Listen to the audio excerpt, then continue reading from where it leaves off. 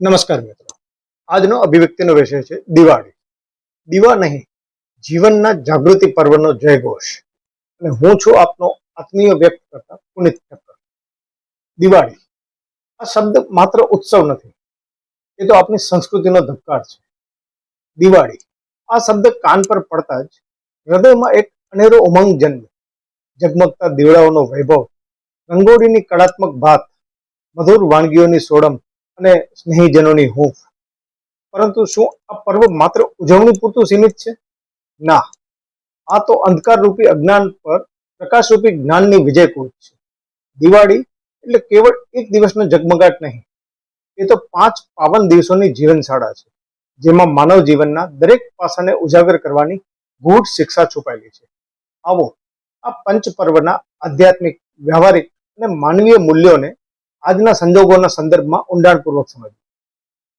પહેલો દિવસ ધનતેરસ. આરોગ્ય જ આપણી અખૂટ સંપત્તિ.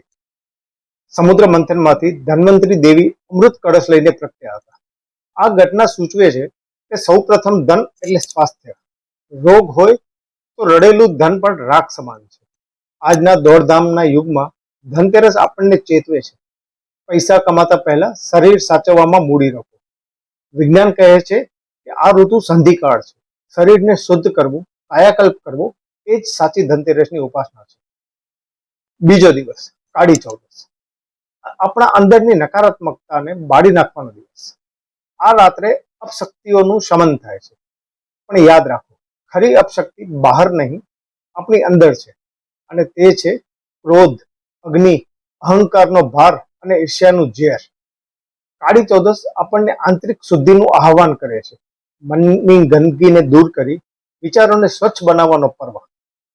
ઓરડાની જાડી ઉતારો કે ન ઉતારો, પણ મગજમાં ભરાયેલા ઝાડા અવશ્ય દૂર કરો. ત્રીજો દિવસ દિવાળી. એક દીવો એટલે કે અંધકારનો અંત. આ આનંદ, મિલન અને દિવ્યતાનું મહાપર્વ. પ્રકાશનો ખરો અર્થ ઘરમાં હજારો દીવા કરવાથી નથી થતો, પરંતુ મનની ગુફામાં એક જ્ઞાનનો દીવો પ્રગટે, જેનાથી અંધકારના ઓળા અદ્રશ્ય થાય. આજે આપણે આપણા ઘરોને એલઈડી લાઇટ્સથી ઝગમગાવીએ છીએ, પણ મનના એલઈડી એટલે કે લર્ન, ઇવોલ્વ અને ડેવલપ, એને આપણે ભૂલી જઈએ છીએ.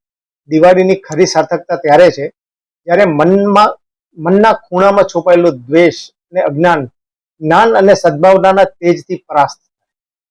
ચોથો દિવસ નૂતન વર્ષ. નવીન સંકલ્પ, નવીન જીવન દર્શન. ગુજરાતી સંસ્કૃતિમાં નવું વર્ષ એટલે માત્ર કેલેન્ડરની તારીખ બદલવી નહીં, પરંતુ આપણા દ્રષ્ટિકોણને સકારાત્મક દિશામાં વાળવો. નવા વર્ષનો અર્થ છે ગયા વર્ષના નિષ્ફળતાના બહાનાઓને તિલાંજલિ આપી નવા વિચારોને કાર્યમાં રૂપાંતરિત કરવા. નૂતન વર્ષ એટલે માત્ર શુભેચ્છાઓની આપલે નહીં, પણ જીવનમાં નવો ઉદ્દેશ, નવી ઉર્જા અને નવી ચેતનાનું સિંચન. પાંચમો દિવસ ભાઈબીજ. સંબંધોનું બંધન, સ્નેહની અભિવ્યક્તિ. આ દિવસે બહેન ભાઈને તિલક કરે છે, પણ આ માત્ર રીત રિવાજ નથી.